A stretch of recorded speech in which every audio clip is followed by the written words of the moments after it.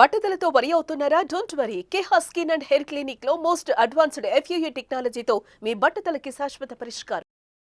నమస్తే, welcome to Suman TV.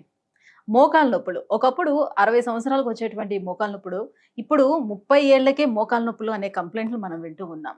So ఎందుకు ఇలా జరుగుతుంది? ఒక్కసారి మోకాల్లో ఉన్నటువంటి ఆ కార్టిలేజ్ అనేది ఒక్కసారి అరిగిపోతే మళ్ళీ తిరిగి రీజనరేట్ చేయడానికి అవకాశం అసలు ఎంతవరకు ఉంటుంది?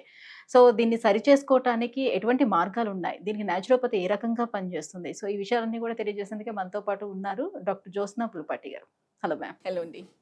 మ్యామ్, సో ఇప్పుడు నేను చెప్పినట్టుగానే 30 సంవత్సరాలకి మోకాళ్ళ నొప్పులు అనే కంప్లైంట్ చాలా మందిలో వింటూ ఉన్నాము. 30 సంవత్సరాలకి ఏ రకంగా అసలు అరిగిపోతుంది? సో మనం తీసుకున్నటువంటి ఫుడ్ ప్రాబ్లమా, మన లైఫ్ స్టైల్ ప్రాబ్లమా, ఎందుకు ఇలాంటి ఇష్యూస్ అన్ని మనం చూస్తున్నాము? అండ్ చాలా మంది చెప్పేది ఏంటంటే, ఒక్కసారి కనుక మన మోకాళ్ళలో ఉన్నటువంటి గుజ్జు అరిగిపోయింది అని అంటే తిరిగి రీజనరేట్ చేయటం అనేది అది కష్టం. అది సో దానికి సొల్యూషన్ అనేది ఉండదు, కాబట్టి ముందే మనం తేరుకోవాలి అన్నట్టుగా చెప్తూ ఉంటున్నారు. ఇది ఎంతవరకు వాస్తవం? ఓకే. సో 30 సంవత్సరాలకే మోకాళ్ళ నొప్పులతో రావడం అనేది వాస్తవం అండి. అండ్ అది ఇంక్రీజ్ అయిందనమాట. అంతకుముందు చాలా అరుదుగా ఎక్కడో ఒకళ్ళు ఇద్దరు చూసేవాళ్ళం. బట్ ఇప్పుడు మనకి ఒక 10 పేషెంట్స్ క్లినిక్లో వాకిన్ చేస్తే గనక అట్లీస్ట్ 3 to 4 పీపుల్ 30స్లో ఉన్న వాళ్ళు వస్తున్నారు. అండ్ అంతకుముందు అయితే గనక ఇప్పుడు తాతలు, ముత్తాతలు, బామ్మలు వాళ్ళని చూస్తే మోకాళ్ళ నొప్పులు ఎప్పుడో 60 ఏళ్ళు 70 ఏళ్ళ తర్వాత ఎక్కడో కొంచెం నొప్పేస్తుంది అని చెప్పేవాళ్ళు. బట్ వాళ్ళ పనులు వాళ్ళు చేసుకుంటూ అలా గడిపేసేవాళ్ళు. అంటే అంత సివియర్ అయ్యేది కాదనమాట. బట్ ఇప్పుడు ఈ కండిషన్ చాలా వేరియేషన్ వచ్చింది. అయితే మీరు అన్నట్లు మనం ఫస్ట్ చూడాల్సింది మోకాళ్ళ నొప్పుల్లో చాలా రకాలు ఉన్నాయన్నమాట. ఆర్థరైటిస్ అని తీసుకుంటే కామన్గా ఉండేది ఆస్టియో ఆర్థరైటిస్. మీరు చెప్పిన మోకాళ్ళల్లో గుజ్జు అరిగిపోవడం, అది ఆస్టియో ఆర్థరైటిస్. అదే 30స్లో వచ్చిన వాళ్ళు మనము చూస్తే ఫస్ట్ రీజన్ తెలుసుకోవాల్సిన అవసరం ఉంటుంది. వాళ్ళు ఒకవేళ ఏదైనా ఇంజురీ అయిందా, అంటే ఈ మధ్య కాలంలో చాలా ప్యాషనెట్గా జిమ్కి వెళ్తున్నారు అండ్ జిమ్లో చాలా విగరస్ ఎక్సర్సైజెస్ చేస్తున్నారు. మజిల్ బిల్డింగ్ అన్న పేరుతో సివియర్ స్ట్రెంగ్త్ ట్రైనింగ్ కానివ్వండి, or load taking on the knees కానివ్వండి చేస్తున్నారు. సో అలాంటప్పుడు ఒక very important ligament called ACL ligament అనమాట. ఆ లిగమెంట్ టేర్, పార్షియల్ టేర్ కానివ్వండి, కంప్లీట్ టేర్ కానివ్వండి చాలా ఎక్కువగా చూస్తూ ఉన్నాము, ఎస్పెషల్లీ జిమ్మింగ్ చేసే వాళ్ళల్లో. సో నీ పెయిన్ దానికి ఏమైనా ఉందా, ఇంజురీ హిస్టరీ ఏమైనా ఉందా, అది మనం రూల్ అవుట్ చేస్తాం. ఓకే. దెన్ అప్పుడు వస్తుంది యాక్చువల్గా ఈ ఆస్టియో ఆర్థరైటిస్, గుజ్జు అరిగిపోవడం ఆర్ కార్టిలేజ్ డీజెనరేట్ అవడంతో వచ్చే నీ పెయిన్ అనమాట. సో దీన్ని మనం డయాగ్నోసిస్ చేయాలి అని అంటే అపార్ట్ ఫ్రమ్ ద హిస్టరీ మనం ఒక బేసిక్ ఎక్స్రే చూస్తాము అండ్ ఫిజికల్ ఎగ్జామినేషన్ చూస్తే మనకి తెలిసిపోతుంది అది ఆస్టియో ఆర్థరైటిస్ కండిషన్ ఉందా అనేసి. అండ్ దాన్ని బట్టి మనం గ్రేడ్ అసెస్ చేస్తాము. మనకి 4 గ్రేడ్స్ ఉంటాయండి, 1, 2, 3, 4 అనమాట. సో యూజువలీ ఫస్ట్ గ్రేడ్ అని అంటే గనక జస్ట్ నొప్పులు స్టార్ట్ అవ్వడము, ఎస్పెషల్లీ మెట్లు దిగేటప్పుడు నొప్పులు ఎక్కువగా ఎక్స్పీరియన్స్ చేస్తూ ఉంటారు. కలుక్కుమంటూ అంటుంది, సౌండ్ వస్తుంది. ప్లస్ ఎక్కడైనా కానివ్వండి పైకి కొండ ఎక్కడము, కొండ దిగడము, స్లోప్స్ పైన నడవడము, అక్కడ ఇబ్బంది స్టార్ట్ అవుతుంది. జనరల్లీ మోకాల మీద ప్రెషర్ అనేది మెట్లు ఎక్కేటప్పుడు ఎక్కువ పడుతుందా, దిగేటప్పుడు పడుతుంది. ఎక్కేటప్పుడు మనం 1 foot అనేది పెట్టి బాడీ వెయిట్ దానిపైన పెట్టి ఇంకొకటి మనం పెట్టినప్పుడు బాడీ వెయిట్ షిఫ్ట్ అవుతుంది. దానికంటే కూడా ఎప్పుడైతే మనం దిగుతామో complete body weight both the legs పైన వస్తుంది అండ్ మనం దిగే ప్రాసెస్లో మోర్ వెయిట్ ఆన్ 1 knee పడుతుంది అనమాట. సో అందుకే మెట్లు దిగేటప్పుడే ఫస్ట్ పెయిన్ స్టార్ట్ అవుతుంది ఎవరికైనా కానివ్వండి. సో ఈ సిమ్టమ్స్ న్యాచురలీ పెయిన్ మొదలైనప్పుడు చాలామంది ఏం చేస్తారని అంటే ఇంట్లోనే హోమ్ రెమెడీస్తో బిగించేస్తారు.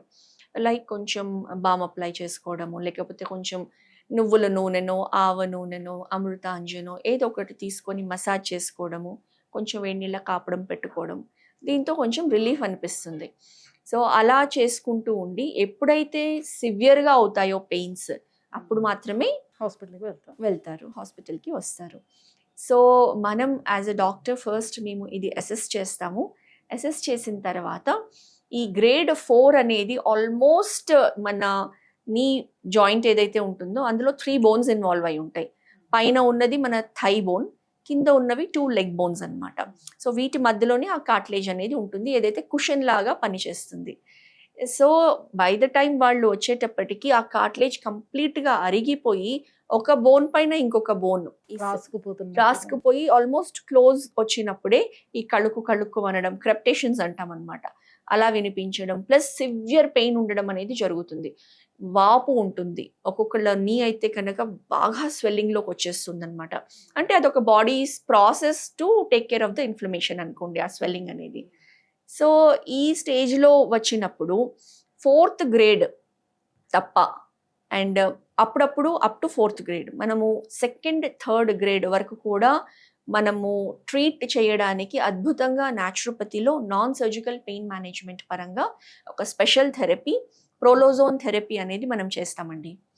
సో ఈ ప్రోలోజోన్ థెరపీ అని అంటే in the form of ozone, మన బాడీలో నీలో ఈ ప్రోలోజోన్ విత్ సర్టన్ కంటెంట్స్ అన్నమాట నీలో స్లోలీ ఇంజెక్ట్ చేసినప్పుడు ఈ ఓజోన్ ఏదైతే ఉందో అది ఒక gas, it is 3 molecules of oxygen అన్నమాట. దానికి హీలింగ్ కెపాసిటీ అనేది చాలా బాగా ఉంటుంది. సో ఈ ఓజోన్ అలాంగ్ విత్ ఈ ప్రోలోథెరపీ ఏదైతే అంటామో ప్రోలోజోన్ థెరపీ, అది చేసినప్పుడు స్లోలీ కార్టిలేజ్ అనేది రీజనరేట్ అవ్వడం స్టార్ట్ అవుతుంది. ఓకే. అండ్ ఈ therapy like around 6 weeks to 8 weeks weekly 1 session గా ఇస్తామన్నమాట. అంటే ఇదంతా కూడా మనకి పైన జరిగేటువంటి ప్రాసెసే గానీ లోపల ఇంజెక్ట్ చేసేదంటే ఏం ఉండదు కదా? ఇది ఒకటి inject, we can say non invasive, non surgical procedure. But because మనం కార్టిలేజ్ రీజనరేట్ అవ్వాలి అని అంటే ఎక్స్టర్నల్ గా చేసే థెరపీస్ లైక్ హాట్ ఫర్మెంటేషన్స్ కానివ్వండి, ఆర్ నీ స్ట్రెంథనింగ్ కానివ్వండి, ఇవి చేస్తాము. బట్ ఈ ప్రోలోజోన్ థెరపీలో it will be slowly injected into the knee అన్నమాట.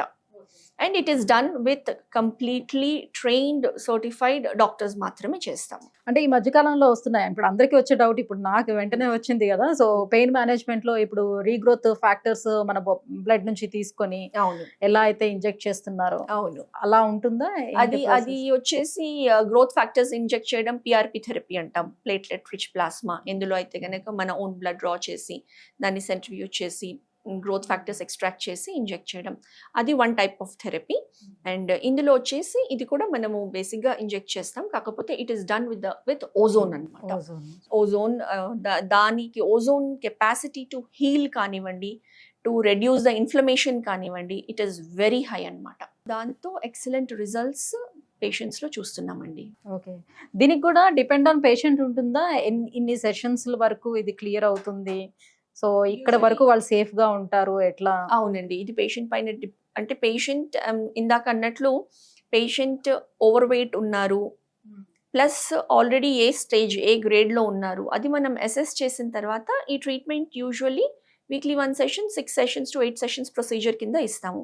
అది అయిన తర్వాత as a part of maintenance, this is not really permanent, వాళ్ళు లైఫ్ స్టైల్ చేంజెస్ తీసుకొని వస్తూ every day doing the knee strengthening exercises, the thigh quadriceps strengthening, hamstring strengthening exercises చేసుకుంటూ ఉండాలి.